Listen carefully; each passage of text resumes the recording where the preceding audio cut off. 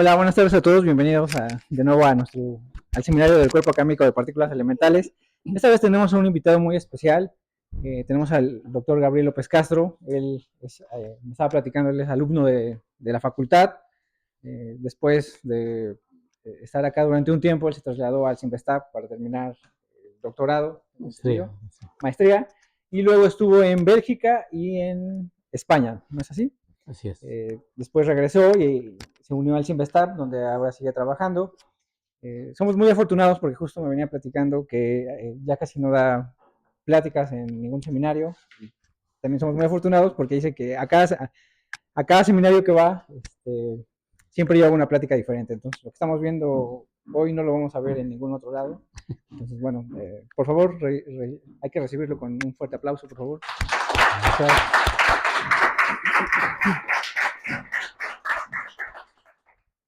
Ok.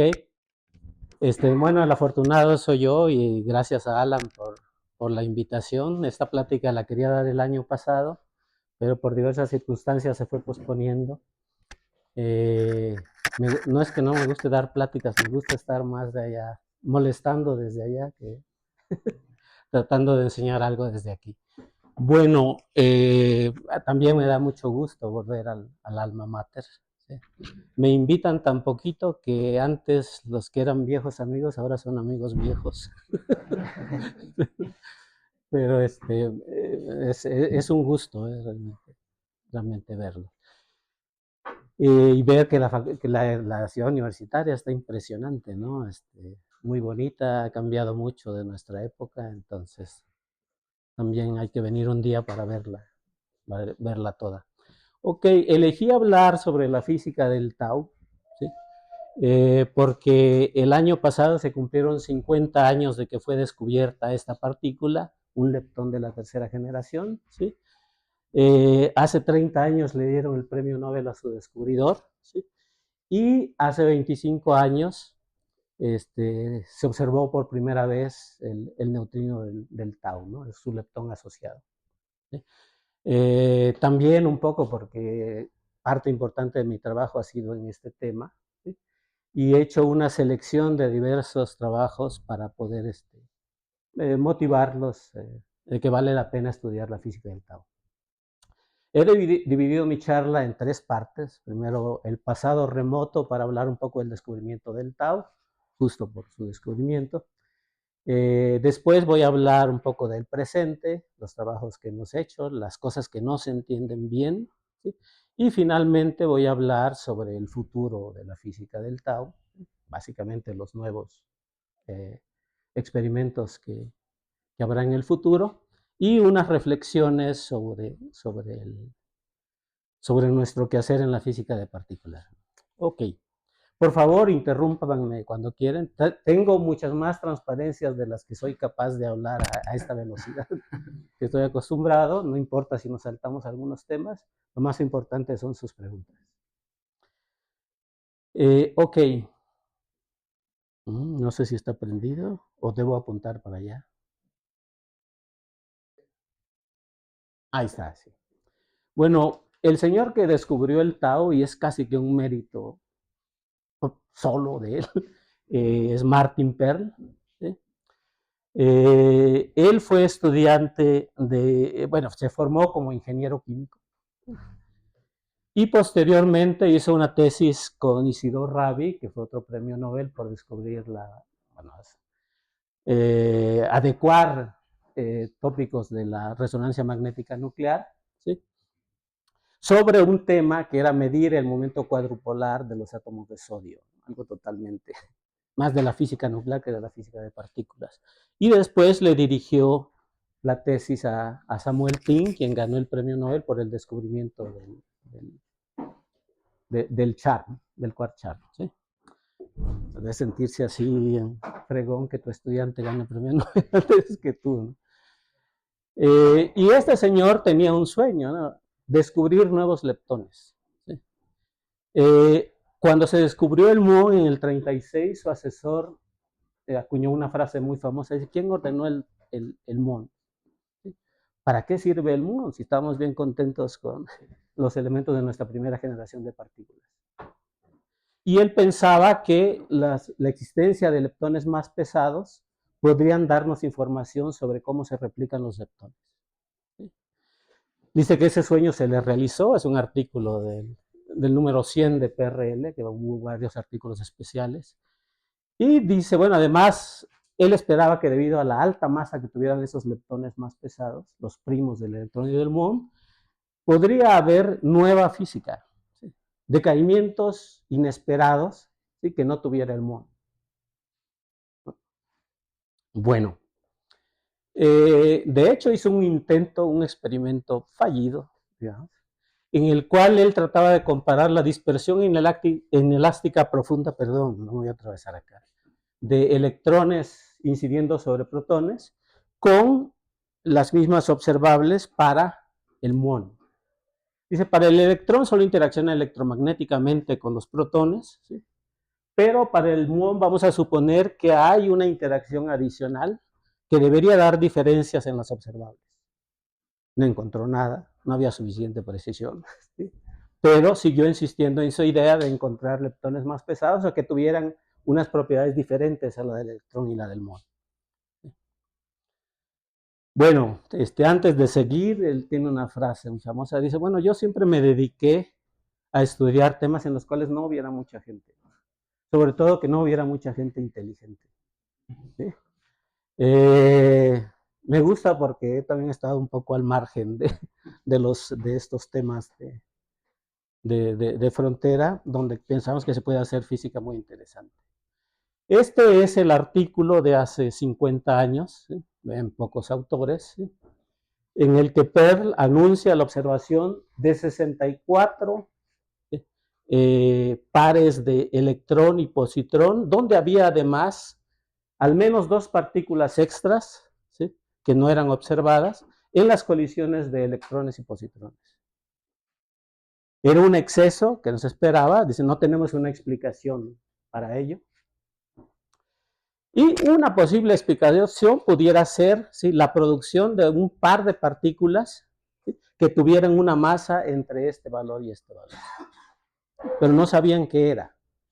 Y él andaba buscando leptones pesados. Entonces, esta es una gráfica de la sección eficaz para la producción de este par de electrón y muón, ¿sí? Y el resto de partículas que no se observan, en función de la energía con la cual colisionan el electrón y el positrón, ¿sí? Y se ve claramente que hay un buen número de eventos que se observan. Después, que colisionan una energía de 3 G. Bueno, se me olvidó comentar, él tuvo un puesto en la Universidad de Michigan donde hizo su doctorado, seguía haciendo cosas de física nuclear, y cuando anuncian que en Stanford, en el SLAC, se iba a construir un colisionador, ¿sí? De electrones y positrones, él decide moverse para allá para explorar nuevas energías y ver si podía observar este leptón. Tenía tanta obsesión por observar este leptón más pesado que cuando lo descubrió nadie le creía, ¿no? Decía, su delirio, ¿no?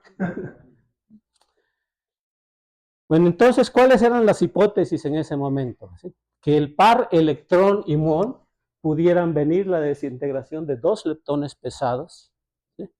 Entonces se producen 2 leptones pesados y ellos se desintegran, uno en electrón, otro en muón, o bien en muón y electrón, y de esa manera tenemos ese par, y el resto de las partículas, neutrinos, no se observan. Pudiera ser también que se producieran un par de quarks de mesones con charm, que ya había sido descubierto el charm, ¿sí? Y que estos se desintegran en electrón-muón y de que de ahí vinieran.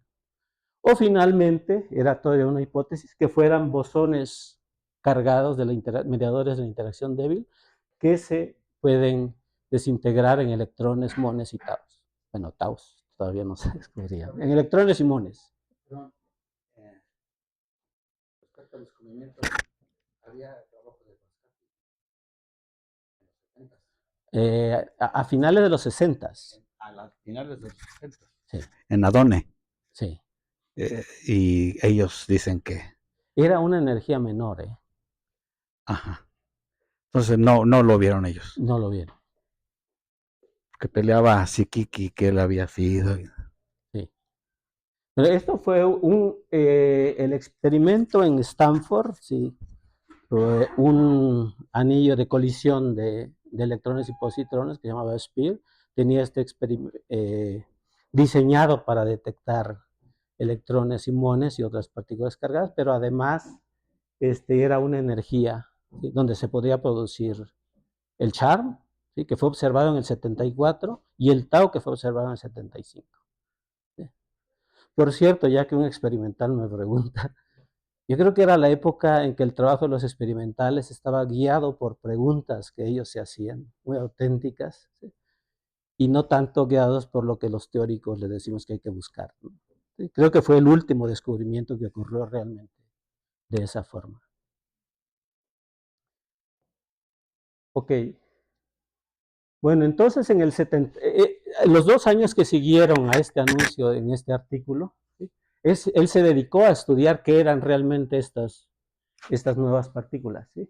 Y fue en el 77, en este artículo, que ellos logran medir no solamente la masa de ese electrón, ¿sí?, imponer un límite a la masa del neutrino que estaba asociado, ¿sí?, ver que la corriente de esa interacción era B menos A, ¿sí?, e incluso medir su desintegración en leptones, ¿sí?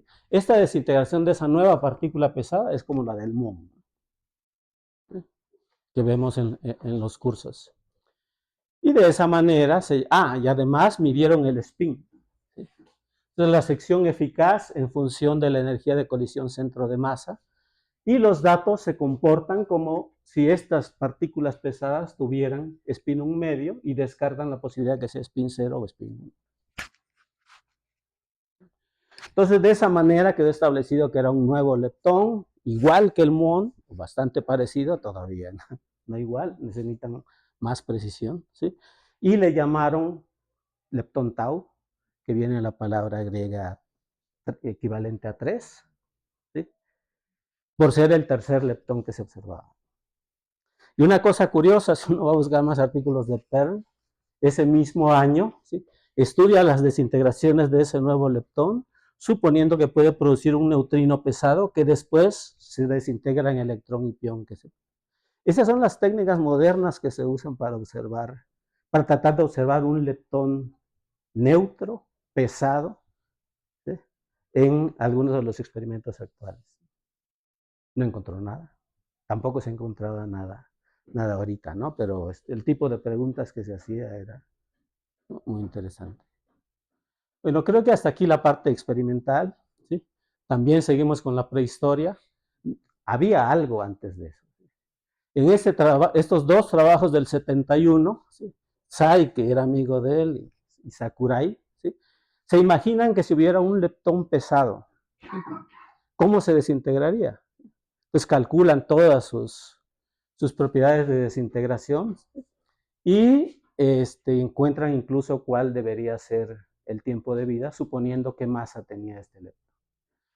Y curiosamente, por ahí, 7 años antes, después se lo disputan, este ruso había publicado un artículo en el que supone lo mismo, pero un rango de masas más pequeño. Bueno, entonces, en el artículo de Tsai, ¿sí?, él supone que este leptón puede tener una masa en MeVs, perdón, en GeVs entre 0.6 y 6. Justo el rango en el que fue descubierto. Y calculan todos los modos de desintegración que puede tener. Conforme aumenta la masa, se abren más canales de desintegración. Y la suma de los rates de cada uno de ellos nos dan el rate total, ¿sí?, en función de la masa que él tenga. Es un cálculo viejo, sin saber mucho, más que suponer que era un nuevo leptón, spin 1 medio, que se desintegraba vía interacciones B-A con el muon. Del 71, es este artículo que está acá, el de arriba. 4 años antes de la observación.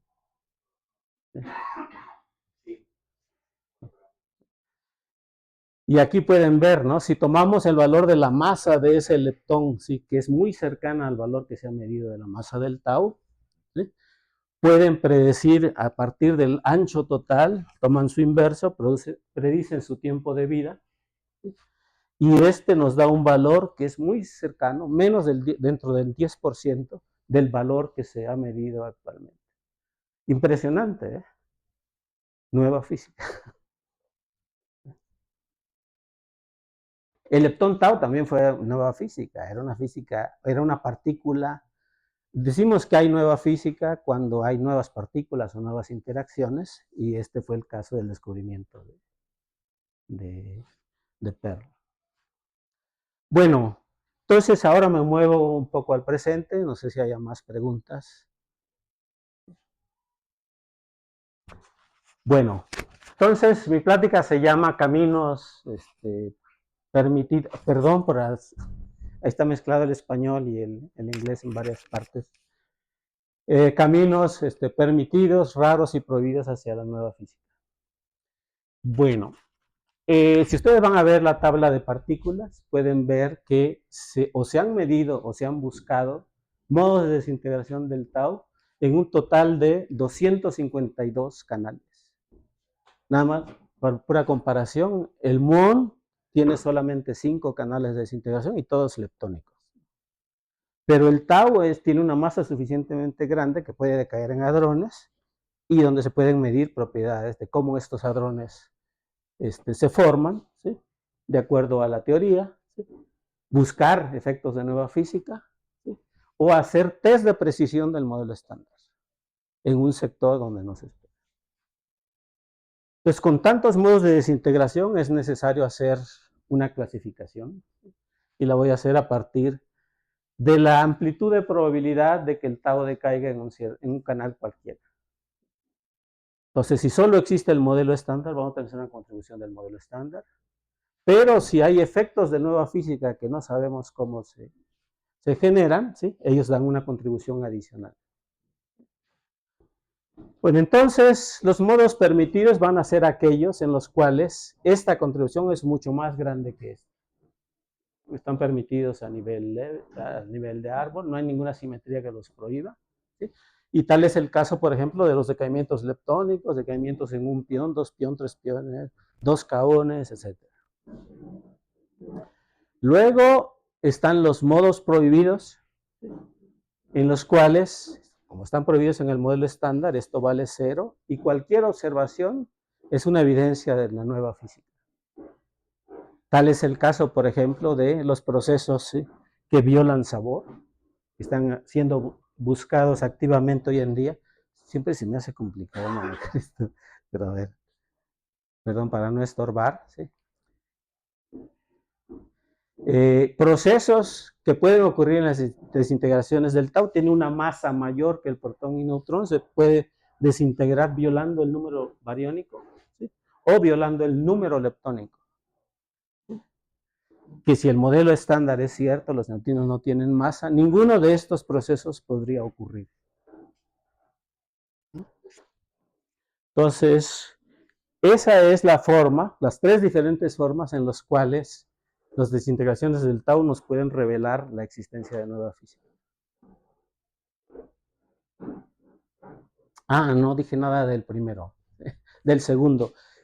Están además aquellos modos de desintegración que se llaman raros, y se llaman raros porque ocurren raramente, en los cuales hay alguna razón, una simetría aproximada que suprime su ocurrencia en el modelo estándar y que por lo tanto los efectos de la nueva física pueden ser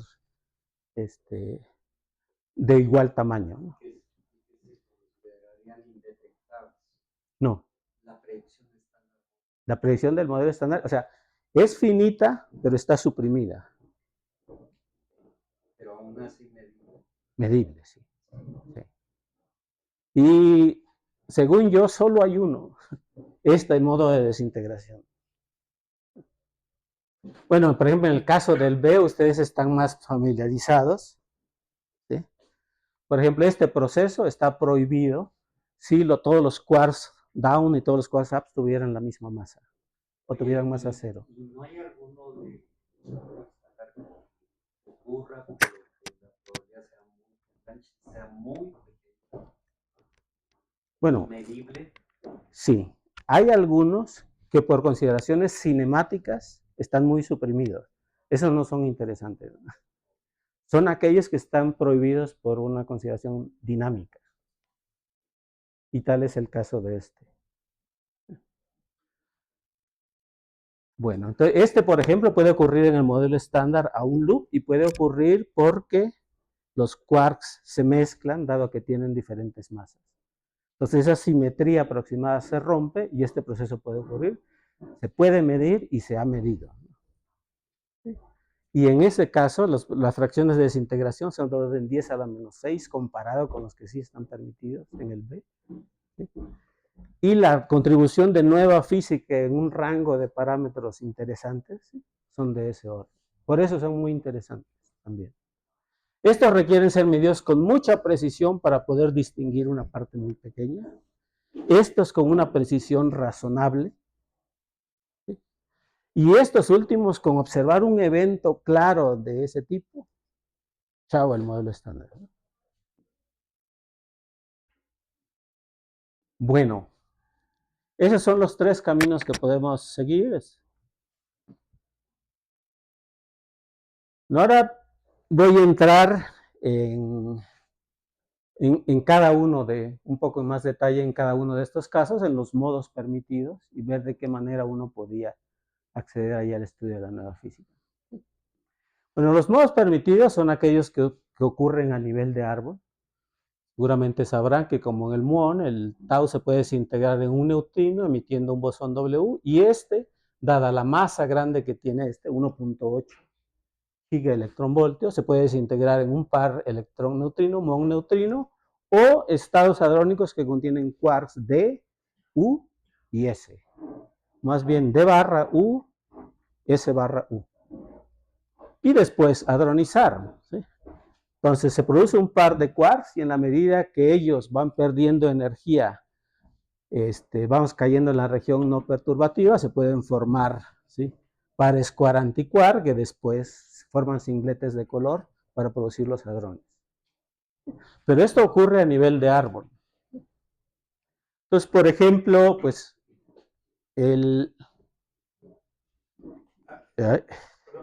sí. Estamos viendo los modos de decaimiento. Imagino que más preciso.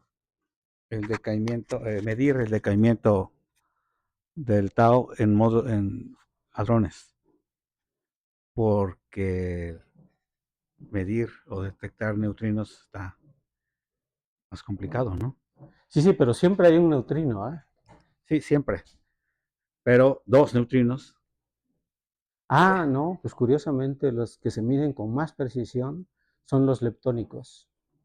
Porque puedes medir el espectro del electrón y hacer un conteo de todas aquellas desintegraciones en las cuales hay un solo electrón o un solo muón respecto al total de lo que se mide.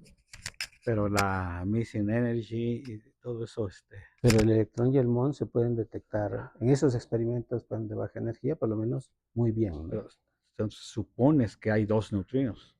Sí, Quién claro. sabe dónde pasaron, ¿no? Sí, claro. Sin esa hipótesis, puede ser cualquier otra cosa, ¿no? Voy a checar, ¿eh? Está bien. Y me regañas si no es cierto. Bueno, entonces, por ejemplo, los primeros pueden probar la universalidad leptónica. Voy a discutir un poquito más.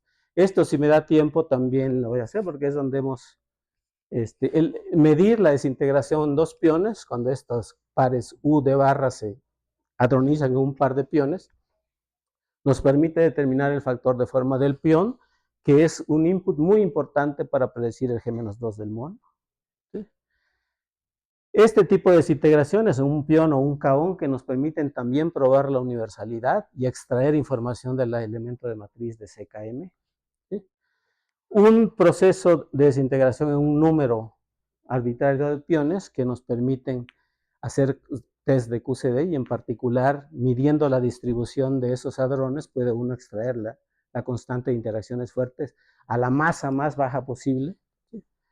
O bien algunos en los cuales se puede medir la violación de SP. De esta no preparé nada, pero me habría gustado, se alargaría mucho, ¿no?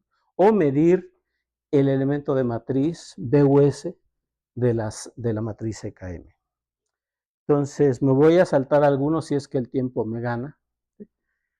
Pero bueno, esto es algo que pueden entender muy bien con sus cursos de partículas. Los test de universalidad en las desintegraciones leptónicas, cuando aquí solamente hay leptones, las desintegraciones leptónicas del tau. Entonces vamos a suponer para estos test de universalidad que el acoplo de la corriente leptónica al bosón W tiene una intensidad diferente para los leptones de la primera, segunda y tercera generación. Entonces, si lo hacen de esa manera, la razón de desintegración de ese leptón pesado viene dada por esta fórmula que seguramente han reproducido en los cursos, ¿sí? Si asumimos la universalidad leptónica, este es igual a este y es proporcional a la constante de SU2, ¿sí? Y en particular cada uno de estos GL es la constante de Fermi. Pero como se ha medido con mucha precisión, es necesario considerar el efecto de adicionales de propagación finita del bosón W y de las correcciones radiativas que se deben a la emisión y reabsorción de fotones virtuales o la emisión de fotones reales. Bueno, entonces esta fórmula muy sencilla se puede probar experimentalmente. Si se mide la fracción de decaimiento y se mide el tiempo de vida del tau, con la medida precisa que hay de la masa del tau, puede uno graficar esto en función de esto, es una línea. Y esta línea, ¿sí?, es la que se muestra ahí en la banda de color azul. El ancho se debe a la incertidumbre que hay en la masa del leptón tau. Bueno, y aquí en esta cruz se representan los valores medidos de la fracción de decaimiento y del tiempo de vida. Entonces hay gente que está emocionada porque dice, esta es una anomalía, ¿no? No coincide con el modelo estándar que es la banda azul, ¿sí? Y vale la pena explorar. Y en el futuro, experimentos como el Future Circular Collider, parece que se va a hacer en Europa, ¿sí?, puede reducir esta incertidumbre por un factor 10 o más, y esta también por un factor 10 o más, con lo cual si el valor queda ahí, ¿sí?, hay una discrepancia entre el modelo estándar y la predicción, ¿sí?, basada en la universalidad leptónica. Aquí se supone la universalidad leptónica. Aquí está más o menos clara la idea. Igual y son cosas que ya conocen y yo aquí me estoy haciendo. Sí. Bueno, hay más tests que se pueden hacer de la universalidad leptónica, básicamente de probar si esta constante es la misma para las 3 generaciones de leptones, ¿sí? Por ejemplo, midiendo las desintegraciones del W en un leptón y neutrino, las 3, uno hace el cociente de las razones de desintegración en un muón y en un electrón, ¿sí?, y puede obtener este cociente de intensidades de la interacción débil. Igual si compara el tau con el muón o el tau con el electrón, y pueden ver que la universalidad leptónica se satisface con muy buena aproximación. Del orden de 1% de incertidumbre. Si usan datos del tau y otra vez comparan la probabilidad de producir un muón con un electrón, o del tau yendo a electrón con la del muón electrón, etc., el test es mucho más preciso, pero todo parece indicar que las constantes son iguales, ¿sí? E igual lo pueden hacer, bueno, esto lo debo mencionar, ¿sí? Si ustedes comparan la probabilidad de desintegración del pión en un muón y un neutrino con la del tau en un pión y un neutrino, es una medida muy limpia que nos da un test de universalidad que es compatible con 1 y muy bueno. Y esto lo tengo que mencionar porque el valor de las correcciones radiativas que se usa hoy en día para hacer este test, lo hicimos con Pablo, con un egresado de acá, Hernández Tomé, y con Marco, que está allá en el fondo, ¿no? Y es tomado como el valor de referencia de las correcciones radiativas. Bueno, nuestros colegas en el CIMVESTAT que participan en BEL 2 se vieron involucrados directamente en la medida, ¿sí?, de estas 2 constantes a través de las medidas de la fracción de decaimiento en BEL, con muy pocos datos todavía.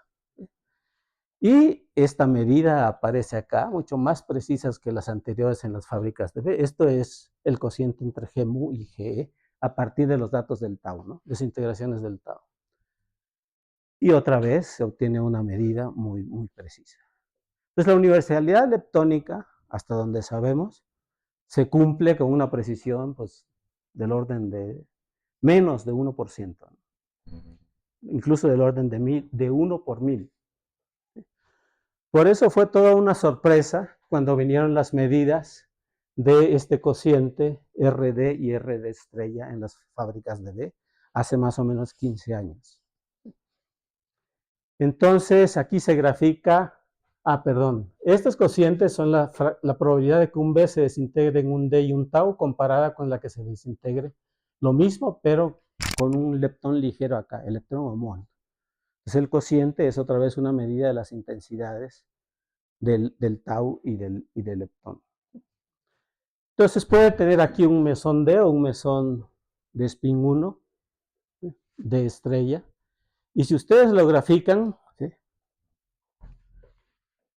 las diferentes medidas convergen, ¿sí?, en esta región elipsoidal que está acá, con estos valores de los centrales y errores.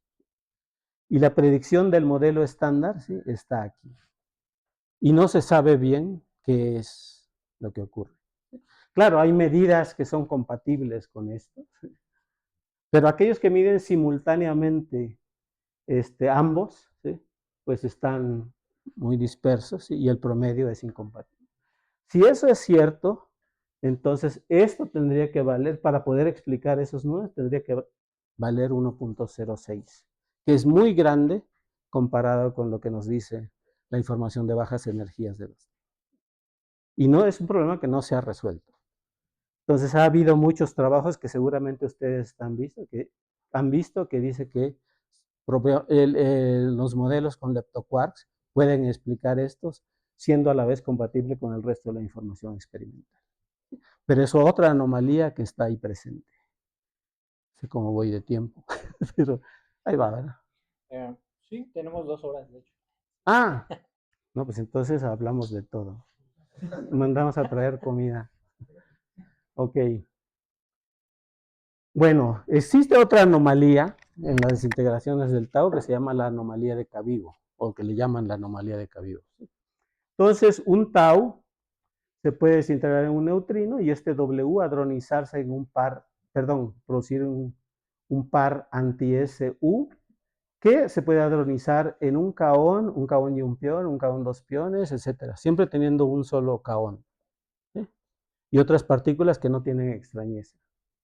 Entonces, si uno considera la suma de ellos, ¿sí?, nada más que se haya producido extrañeza, pero sin fijarse en qué modo exclusivo particular se desintegra, esto se llama la desintegración inclusiva, ¿sí?, y a partir de ella se puede determinar el elemento BUS de la matriz de CKM, que nos da la intensidad de interacción del W con un par US barra.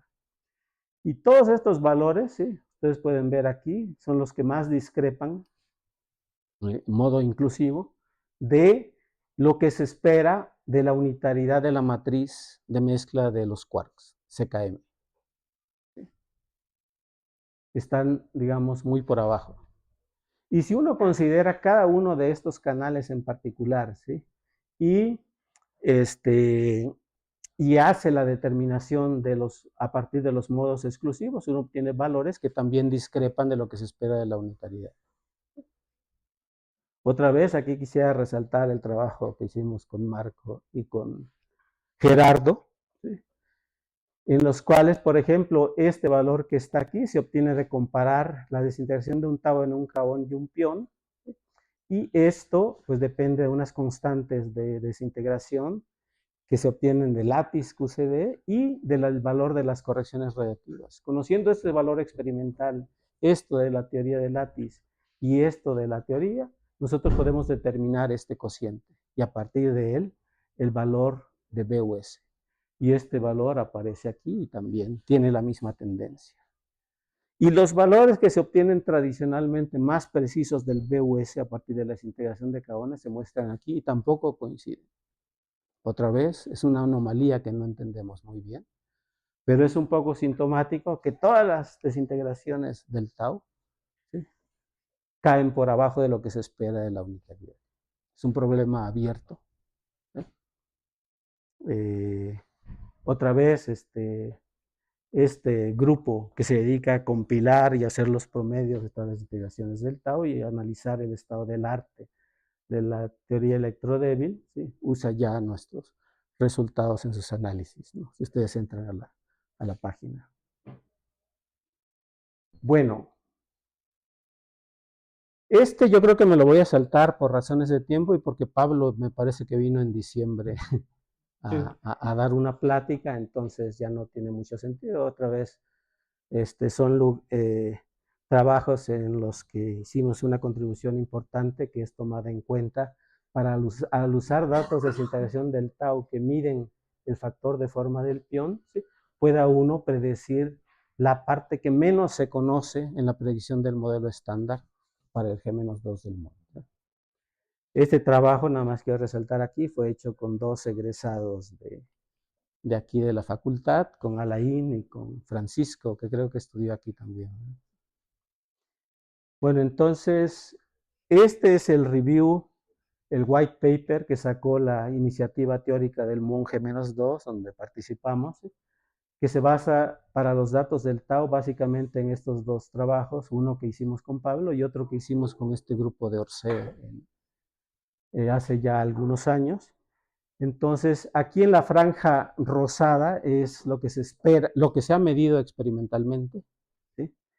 La franja azul es lo que ha obtenido Lattice y que permite decir hoy en día que en realidad ya el problema del G-2 está resuelto porque hay una coincidencia, ¿sí? Nuestra predicción, ¿sí? Que está en bastante buen acuerdo con Lattice, ¿sí? Y lo que se esperaba, lo que se obtiene de las medidas tradicionales de más y menos en hadrones. Entonces, ya desde el 2010, con este grupo habíamos dicho que, bueno, en realidad el problema no era tan grave, ¿no? Pero pues ya con los datos de Lattice quedó claro que ese es que probablemente no hay ningún problema más con el G-2 del MON. Digamos, de alguna manera, otra vez el tau fue capaz de tener una predicción que podía servir como un mejor test del modelo estándar que los cálculos tradicionales basados en E más E. Bueno, me lo voy a saltar. ¿Sí? También es un trabajo que hicimos con gente del Simvestaff y con algunos postdocs. Y mejor voy a ir un poquito más rápido. Si hay tiempo, vuelvo a él, ¿no? Lo importante es las preguntas. Los modos prohibidos. Bueno, los modos prohibidos son aquellos que están prohibidos en el modelo estándar por las simetrías globales accidentales, como son la de que nos permite la conservación del número leptónico, del número bariónico o del sabor leptónico. Pues en el modelo estándar, ¿sí? Estas son simetrías exactas, ¿sí? Que son derivables de esas simetrías accidentales, que son un bono que tiene la teoría electrodébil. Por ejemplo, están estos modos prohibidos en el modelo estándar, el tau que va en un leptón gamma, o que va en un leptón y un bosón spin 0, spin 1, ¿sí? Pero a diferencia del fotón tiene masa. Entonces, si los neutrinos, como ya sabemos, tienen masa, ellos pueden ocurrir debido a que el tau se convierte en un muón a través de un loop de W y aquí se emite un fotón, ¿sí? O bien una partícula de spin 0, spin 1 que se acopla al W, ¿sí? O a los neutrinos. Y este tipo de procesos pueden ocurrir por la conversión de estos par de partículas en un par de muones. Bueno, entonces ellos nos permiten probar, ¿sí? La violación del número, o más bien la conservación, si es exacta o no, del sabor leptónico, ¿sí? Estas 3, o bien estas del número leptónico, ¿sí? Aquí el número leptónico no se conserva, esto tiene el número leptónico menos 1, y esto tiene el número leptónico más 1. ¿Sí?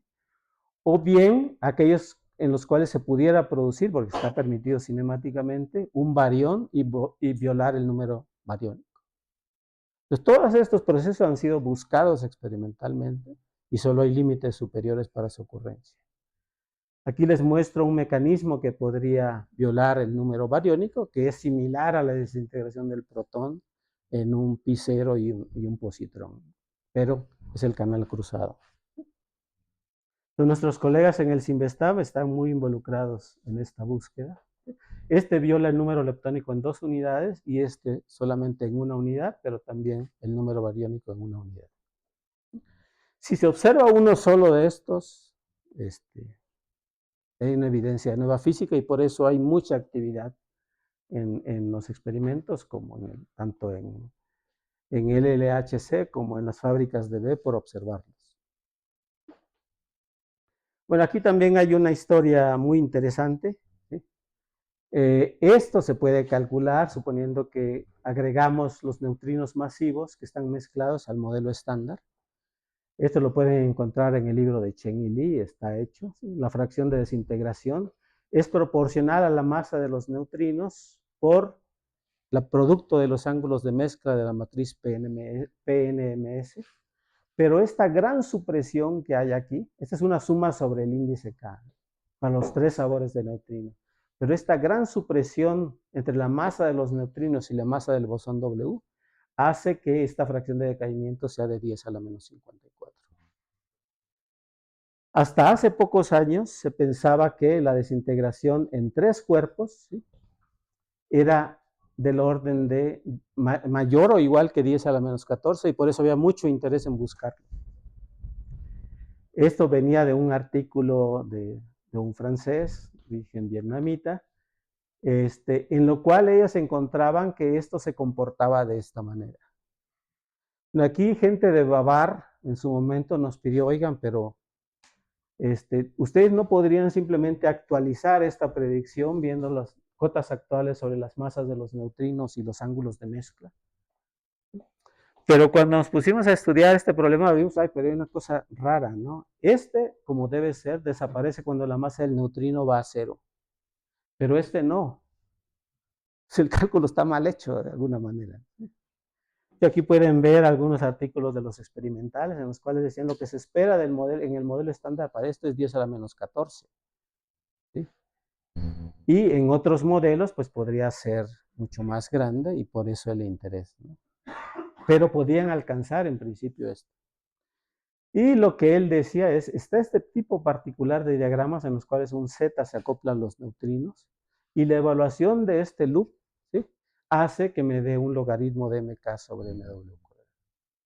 Pero es una cosa muy interesante porque en los propagadores acá él despreciaba la masa del neutrino, bueno, no, perdón, el valor del momento de estas partículas en el loop. ¿Sí? Y eso no se puede hacer cuando el neutrino tiene una masa muy, muy pequeñita.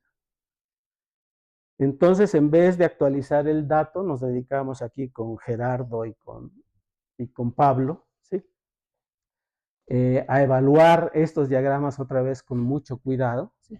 Y lo que encontramos es que al final se comporta aquí con un factor que va a proporcionar la masa del neutrino y otra vez, ¿sí?, esto es algo inobservable. Este cálculo fue corroborado, aquí lo hicimos numéricamente, porque las integrales nos costó hacerlo, y aquí lo hicieron después analíticamente, un poco después, y encontraron que el resultado era efectivamente ese. Bueno, esto nos, el momento del neutrino, ¿sí? Y como en el propagador, sí, tú tienes el momento del neutrino menos la masa del neutrino, hay que ser muy cuidadosos para tomarla en cuenta, para hacer la integral. Sí, sí, sí, sí. Y el comportamiento es radicalmente diferente. Entonces, este es un artículo que ha tenido bastante éxito, afortunadamente, y hoy en día que siguen las búsquedas, pues está muy bien considerada, ¿no? Entonces, en este caso en particular, ¿sí?, aquí se muestran una serie de canales, ¿sí?, que violan el sabor leptónico, ¿sí? Estos violan el número leptónico y estos violan el número bariónico, lo que se espera poner como cota en los próximos años por los diferentes experimentos, ¿sí? Y pues en particular Bell va a tener algún impacto importante en alguno de esos canales, ¿sí? y la proyección de este grupo que combina los datos espera que baje hasta el orden de 10 a la menos 8. Lejos, lejísimos de la predicción del modelo estándar. Por lo tanto, si observan uno solo, nueva física, ¿no? Bueno, luego está la violación del número leptónico, ¿sí? Que fue un trabajo que hemos hecho con algunos estudiantes en el CIMBESTAF. ¿Sí? En el Tau, por ejemplo, tenemos la violación del número leptónico en este tipo de desintegración, donde H son hadrones, pueden ser un par de piones, pión-caón, dos caones, etc. O bien, cuando hay un solo hadrón, ¿sí? Podemos ver que se viola el número leptónico a partir de ese tipo de procesos. Y ellos pueden ocurrir porque dos bosones W cargados negativamente, este es el kernel que siempre participa en estos procesos. Pueden producir un par de leptones violando el número leptónico siempre y cuando exista un neutrino de Majorana que es intercambiador. ¿Sí? Y que la helicidad de este que sale de acá y la de este que sale de acá sean las mismas para poder hacer el match. Entonces, las amplitudes de probabilidad terminan siendo proporcionales a la masa del neutrino. ¿Sí? Y debido a que aquí hay un propagador, nosotros podemos tener aquí que este propagador, pues si absorbemos este vértice y este otro es proporcional a la mezcla de los neutrinos con los leptones de cierto sabor. Esto debe ser mayúscula, y a la masa del neutrino, ¿sí? Por el propagador del neutrino. ¿Sí? Y aquí tenemos tres casos, ¿sí? Por ejemplo, las búsquedas que se hacen de doble beta nuclear sin neutrinos. ¿Sí? Si nosotros despreciamos, ¿sí?, la masa del neutrino porque el neutrino es muy ligero, ¿sí?, esto se comporta de esta manera. Si despreciamos esto, esto se comporta de esta manera y las reacciones de desintegración están muy, muy suprimidas. Por eso los experimentos probablemente por eso los experimentos de doble beta de neutrinos no han encontrado nada. Si el neutrino es muy pesado, ¿sí?, entonces esto se desprecia y esto se cancela una potencia y se comporta de esta manera. Otra vez, si el neutrino es muy pesado, esto está muy suprimido a un nivel casi inobservable. Pero si el neutrino tiene una masa del orden de los valores de la energía involucrados en el proceso, esto vale 0 y esto se comporta como el inverso del ancho de desintegración del neutrino, que puede ser muy, muy pequeñito porque decae débilmente. Y esto hace que la amplitud crezca. Entonces a esto se le llama una producción resonante debido a los neutrinos. Entonces con este estudiante primero y otros después, nos dedicamos a calcular estas desintegraciones del tau. Otra vez pueden ver, aquí está el kernel que les mencionaba. O este otro, donde aquí está el kernel que les mencionaba, en un modelo donde se considera un solo neutrino de Majorana adicional. Entonces ustedes hacen el cálculo de esto, la fracción de desintegración es inversamente proporcional al ancho de desintegración y directamente proporcional a los mixings. Entonces, para un valor dado o una cota existente para estas fracciones de desintegración, uno puede obtener un plot del mixing contra la masa del neutrino, porque esto depende de la masa del neutrino y de los mixing, y ver que, por ejemplo, en el caso de los taus, puede restringir una región que no está cubierta por otras desintegraciones que violan el número leptónico. ¿Sí? Y esto hay colegas también ahí de CIMBESTAF que están interesados en buscarlo en los experimentos, en BEL 2. Bueno, esto son las cotas existentes actualmente y las que se esperan obtener, ¿sí?, en NA62, donde también hay participación mexicana, ¿sí?, lo cual muestra que, por ejemplo, aquí suponer para obtener estos plots que hay este límite sobre el branching ratio no es muy alocado. Bueno, entonces este es el presente, ¿sí?, el futuro. Bueno, ¿cómo producimos básicamente el par de leptones? Bueno, pues como lo descubrió Perl.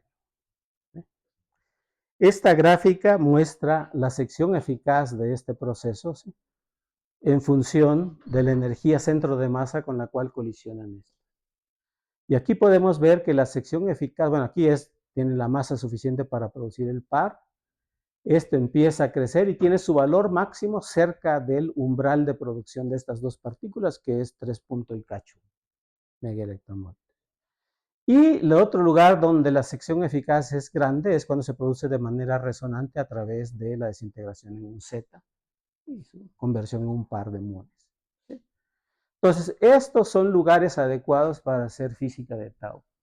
Entonces, las fábricas de B operan por acá en 10 gigaelectronvoltios. Todavía la sección eficaz es suficientemente grande. El experimento de Beijing opera muy cerca de acá y ellos pueden hacer medidas de la masa del tau muy precisas. LEP fue capaz, ¿sí?, de medir propiedades del tau, ¿sí?, aquí. Y aquí es importante porque como aquí el tau tiene un boost, una velocidad muy grande, recorre una distancia medible para poder determinar el tiempo de vida. Y las mejores medidas del tiempo de vida vienen de aquí y aquí de las masas y en ambos de las fracciones de desintegración como las que buscamos. Entonces, este es el número de pares de taus que produjo LEP. Estos son o sea, del orden de que casi 1 millón de taus. En las fábricas de B se produjeron 500 millones y 1.000 millones de taus. ¿Sí? Este experimento que ha sido, bueno, en el experimento BEL 2 en los cuales participamos, digo participamos porque no está mi nombre ahí, pero no hago nada, se van a producir, comparadas con las fábricas de B, un factor de 45 pares de tau más grande, ¿sí?, que son 4.000 millones de taus. En la que van a construir los chinos, ¿sí?, que es más en esta región, es de este orden, muy limpio la medida del tau. Y este proyecto, que entiendo que está casi por ser aprobado, ¿sí?, va a ser un factor realmente impresionante en el número de pares de taus que se van a producir. Este va a operar, ¿sí?, a la masa del Z. Y se podrán hacer medidas todavía más precisas de las propiedades del tau. Bueno, pareciera fácil, pero no es tan fácil, ¿no? De todas las desintegraciones, de todos los productos finales que pueden tener la colisión de electrones y protones a 10 gigaelectronvoltios, ¿sí?, solamente una fracción de casi un 1% produce pares de taus, ¿sí?, y pares de Bs, que es en lo que está principalmente enfocado Bell y Babar, estuvo enfocado, también es de ese orden. Pequeñísimo. Perdón, el número, la fracción es la que está entre paréntesis, ¿no?, menores que 1%. Casi todo es la producción de, se llama Babás, ¿no?, si no mal recuerdo, ¿sí?, la dispersión elástica, ¿sí?, o bien la producción de muones, ¿sí?, o la producción de hasta 4 leptones en el estado final. Y todo lo demás son fracciones muy pequeñitas. Pero hacer este tipo de física allá realmente tiene un gran mérito, ¿sí? Entonces, si ustedes hacen el producto de la luminosidad, ¿sí?, acumulada por allá del 2030, 35, con la sección eficaz, se van a obtener ese número que les mostré anteriormente. Bueno, entonces aquí vamos a un tópico muy interesante. ¿Podría tomar otros 5 o 6 minutos? Claro. Para redondear. Okay. Bueno, hay un problema del sabor también en los leptones. En primer lugar, hay una jerarquía que no entendemos. Este es 200 veces más pesado que este y esta es unas 20 veces más pesado que este. ¿Qué es lo que dicta? ¿Sí?, que haya partículas con masas tan diferentes, pero que tengan exactamente las mismas propiedades. ¿Para qué se requieren? Como decía Rabi, ¿no?, aquí. ¿Quién ordenó que existiera el mundo? Si no se necesita para nada. Bueno, pues su estudiante vino a decir, no, más leptones posiblemente tienen la respuesta para esto. Entonces son leptones más pesados que tienen las mismas interacciones, tienen las mismas propiedades, ¿sí? Y todos ellos parecen conservar el sabor contrario a lo que esperaba ver. Bueno, pero tienen una propiedad diferente. La masa. Sí, Eso es claro. ¿Y qué hacemos con la la masa? mides también. Sí se mide. Sí. Pero nos da información de por qué es diferente a los otros. Pero también tenemos, Más bien ese es el problema, ¿no? Que tiene una masa muy grande. pero se tiene el mismo problema. Sí, claro. No, pero quiere decir que el problema del sabor está también en este receptor de leptones, ¿no? Que es mucho más limpio. Ah, no. Repítelo para la audiencia. Bueno, entonces, aquí no resisto comentar esto, ¿sí? Un artículo de Koide, ¿sí? Japonés, del año 83, antes de que le dieran el premio, ya se había descubierto el masa del tau, pero no se sabía exactamente con mucha precisión, ¿sí? Cuánto valía. Bueno, con bastante precisión comparada con el descubrimiento, pero todavía no con mucha precisión. Entonces, él propuso la existencia de esta relación entre las masas de los leptones, ¿sí? Y decía que debía valer 2/3 y debía ser satisfecha por las masas físicas que son medidas, o sea, las masas de polvo. Bueno, este es muy interesante. Él lo que propuso es un modelo de preones, ¿sí? En los cuales tenía partículas que componen a los leptones y a los quarks, ¿sí? Y decía que las masas de ellos tenían que tener una relación de ese tipo, una constante universal más una constante que dependiera de cada leptón.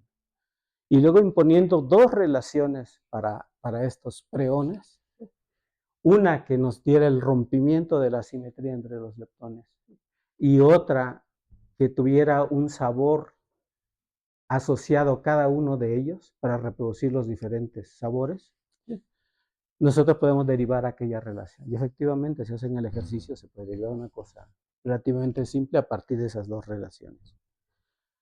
Bueno, entonces es muy interesante, ¿no? Tiene una simetría de permutación. Si cambian aquí un leptón por otro, permanece lo mismo. Ese valor que está exactamente a la mitad entre el valor en el cual se obtienen las mismas masas para los leptones y aquella en los cuales uno de ellos es muy, muy pesado o infinito. Este está a la mitad. ¿Sí? Y además es invariante, ¿sí? Ante transformaciones de escala. ¿Sí? Quiere decir que si cambian cada una de las masas de los leptones por la misma cantidad, esto permanece invariante. ¿Tiene algo que ver con la realidad? Sí, a partir de las relaciones. Sí.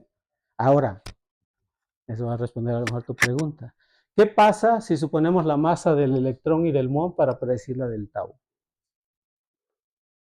Bueno, pues nos sale que la masa del tau a partir de esta relación de Koide tiene este valor y la masa que se ha medido experimentalmente tiene este. Impresionante, ¿eh? Si cambian, ¿sí?, la masa del electrón o del muón tantito, ¿sí?, le sale aquí 1760 o 1780. Es realmente impresionante. Y el punto es de que si es pura numerología o tiene algo que debemos considerar en la construcción de los modelos. Ahora, él la propuso en un momento en que la masa del tau era muy diferente. Y el paso del tiempo muestra que le pega de una forma.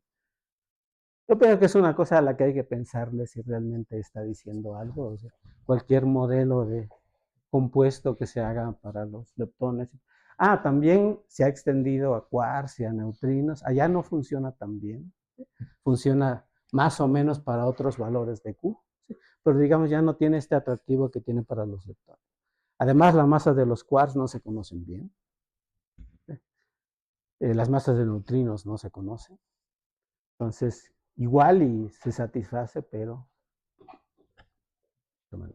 Bueno, algunas reflexiones finales. Estamos en una época donde no se observa nueva física. donde el modelo estándar, entre el momento en que nosotros empezamos a estudiarlo esto hace unos 45 años y hoy en día, ¿sí? Pues no hay nada nuevo, ¿no? Salvo las masas de los neutrinos, por supuesto, que tiene su interés en sí. Y de alguna manera lo que estamos haciendo es probar el modelo estándar una y otra vez y ver en dónde falla o dónde podría haber problemas. En su libro, Kuhn, sí, es muy interesante, lo leen, dice que este se llama un periodo de ciencia normal, en la cual el paradigma, en este caso el modelo estándar, se prueba una y otra vez. También mi batería se está agotando, pero ya casi voy a terminar. Gracias. Bueno, hay un capítulo del libro que se llama Las anomalías y el surgimiento de los descubrimientos científicos. Y él dice que hay que tomar en serio estas discrepancias que hay. Una anomalía es, se dice que hay una anomalía cuando el resultado experimental, ¿sí?, no coincide con lo que se espera de la teoría, como varios de los casos que les mostré. ¿Sí? Y que estos juegan un rol muy importante, porque si esa anomalía se convierte en una discrepancia de 5 sigmas, en realidad podemos estar hablando, ¿sí?, de nueva física. De hecho, hay casos en los cuales haya sido necesario ir hasta 8 sigmas, ¿no? O el caso del MON, que llegó en un momento con las medidas en Fermilab a estar a más de 5 desviaciones estándar y en realidad no era nueva física. Entonces, hay que tener siempre eso en mente. Finalmente, pues bueno, hay muchas anomalías hoy en día en las cuales vale la pena poner la atención en la investigación, ¿sí?, porque si se convierten en 5 sigmas, pues van a conducir a un nuevo descubrimiento. Bueno, el Tao tiene su propia conferencia, ¿no? Se llama International Workshop on Tau-Lepton Physics. Y el último fue en Marsella, ¿sí?, el año pasado, en octubre del año pasado, y normalmente se abordan todos estos tópicos relacionados a la física del leptón Tau. ¿Sí? Con aquellos que tengan interés, no debemos quitar estudiantes, es realmente un tema, ¿sí?, que a lo largo, este es mi último slide, desde su descubrimiento hasta ahora ha estado involucrado, ¿sí?, con la potencial existencia de nueva física. De hecho, esa era la idea de Pearl al momento de su descubrimiento. Hay ciertas anomalías, hay nuevos experimentos planeados para el futuro que van a medir con más precisión sus propiedades, ¿sí?, y en la cual vale la pena, yo creo, trabajar, a pesar de que no sea materia oscura o modelos de neutrinos o otras cosas más, más de modas hoy en día. Creo que vale la pena recordar esta frase de Pearl, ¿sí?, que, bueno, él prefería no meterse en ese tipo de problemas donde había mucha gente y especialmente gente muy inteligente, ¿sí? Por eso me gusta, por eso me gusta a mí trabajar en ¿qué más? Bueno, al final de su vida, Pearl trabajó otra vez en un tema marginal, que era la búsqueda de partículas con carga, bueno, se llama millicharge, con cargas fraccionarias, ¿sí?, muy, muy pequeñitas, del orden de milésimas de la del electrón. Él hacía experimentos de tipo Millikan, en la cual dejaba caer, bueno, la preparación de las partículas, y dejaba caer gotas de aceite en una región de campo eléctrico para estabilizarlas y tratar de medir la carga de estas partículas, ¿sí?, y resulta que nunca encontró nada, ¿no? Pero era ese tipo de retos a los que le entraba y por eso pensaba que valía la pena hacer este seminario. Bueno, hay muchas más anécdotas. Yo aquí termino. Este trabajo a lo largo de los años los hemos hecho en colaboración con muchos de los estudiantes, ¿sí?, que aparecen aquí en rojo, y algunos otros colaboradores, postdocs. Aquí se me olvidó poner a Gerardo, ahorita que venía viendo. Gerardo Hernández Tomé, y que también hemos trabajado juntos en varios de estos temas. Muchas gracias.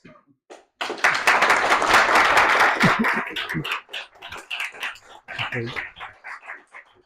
Bueno, muchas gracias al doctor Gabriel por su charla. Tenemos tiempo para preguntas. ¿Alguien tiene?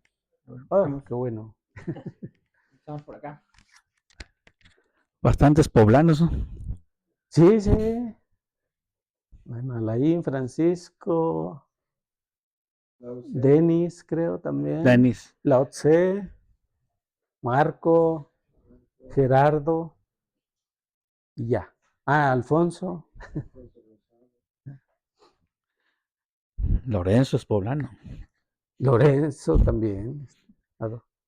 Eh, dos preguntas o comentarios. No comentaste nada sobre el decaimiento del Higgs a 2 taos. Ajá. Ahí también, bueno, el tao juega un papel importante. Sí, ¿no? sí. De hecho, de Z a 2 taos también, que son, por un lado, herramientas para estudiar las propiedades del Higgs, ¿sí? Y también para probar el mecanismo de rompimiento de la simetría electrodébil, ¿no? Pero efectivamente, a mí se me pasó lo de bueno, por cuestiones de tiempo tenía que elegir la violación de SP, la determinación de la constante de interacciones fuertes, que es muy interesante. También el descubrimiento del neutrino del tau Y el en Fermilab. descubrimiento del neutrino del tau en Fermilab.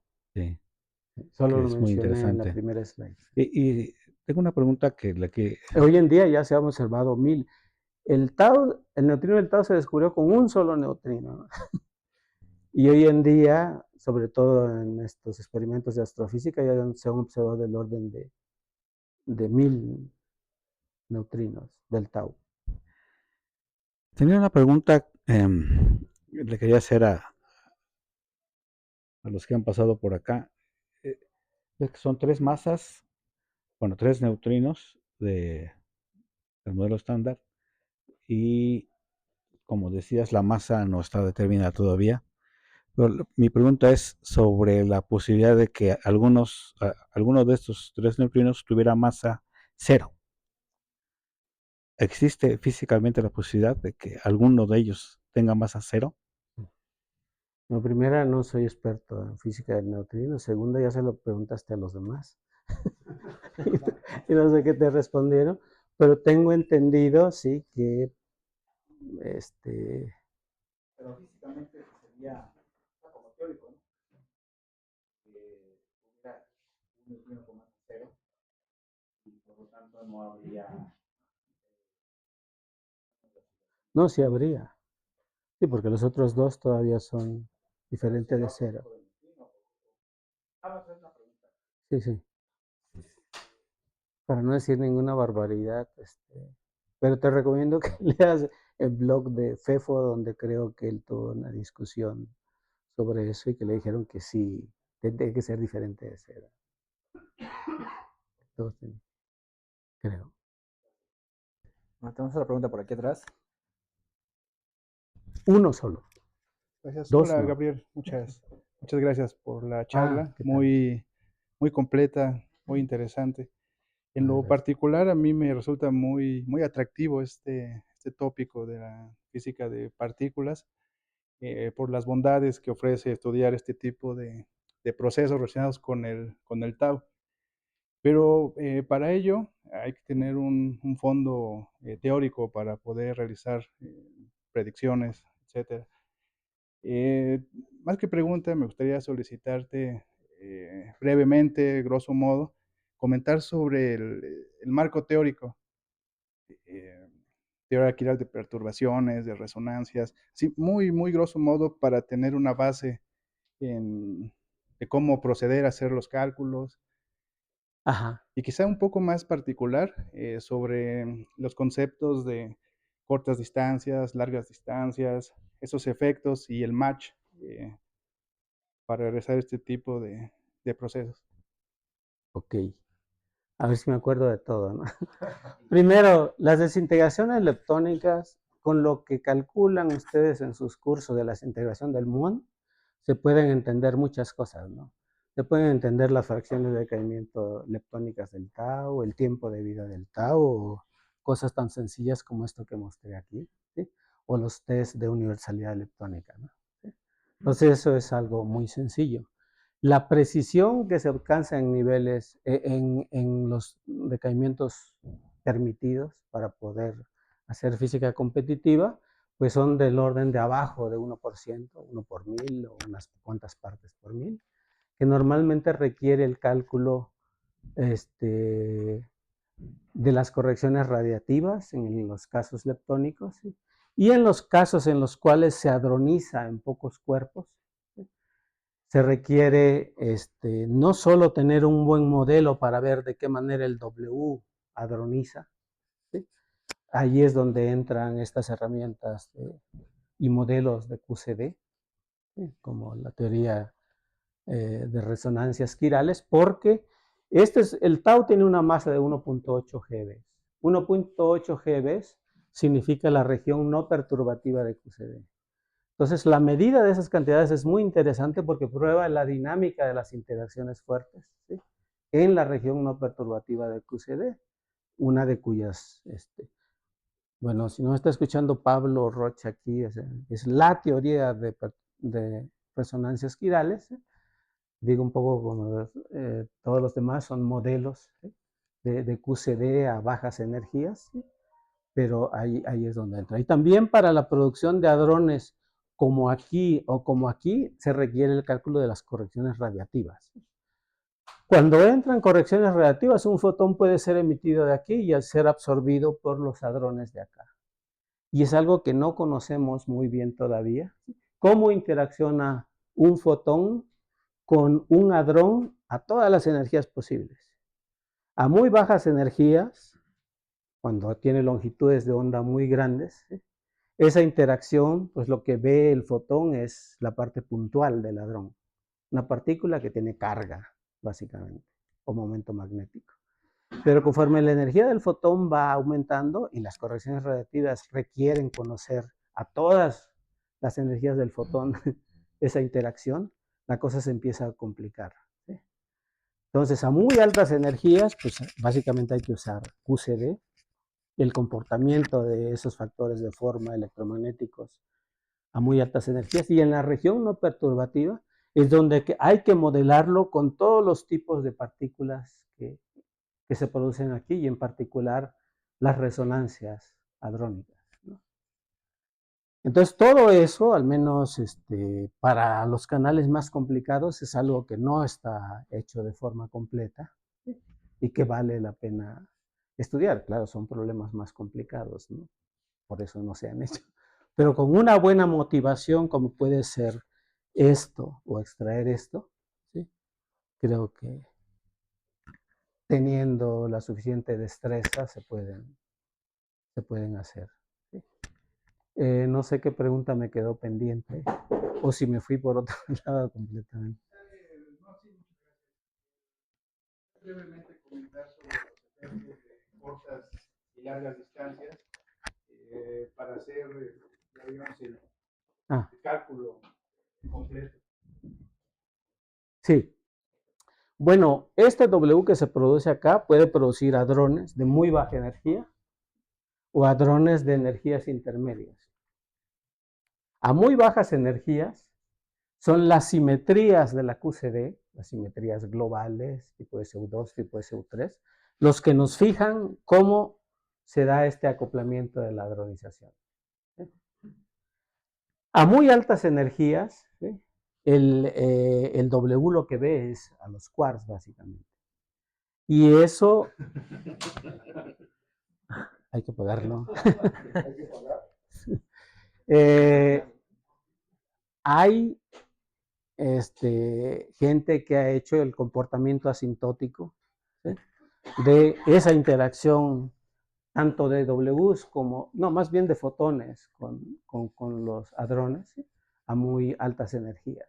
Y en la región intermedia, ¿sí? Pues hay que hacer un modelo e imponerle las condiciones de que a baja energía, ¿sí? Satisfaga las propiedades de la simetría quiral, que son estas que te decía, de las simetrías de QCD, y a muy altas energías tengan el comportamiento que produce la QCD. Entonces, un buen modelo de la hadronización tiene que tomar en cuenta esos dos límites, ¿sí? Y una interpolación en la región no perturbativa, ¿sí? Que tenga el buen comportamiento a ambos. Ahora, otra cosa es comparar eso tan bonito, ¿sí? Con los datos experimentales, porque además tiene que reproducir los datos experimentales, si no, no sirve. Pero digamos, en aquellos donde se han medido, ¿sí? O se van a medir con buena precisión, ahí habrá que hacerlo con muchísimo cuidado. Esa creo que sí era la... Okay. Por acá tenemos dos preguntas.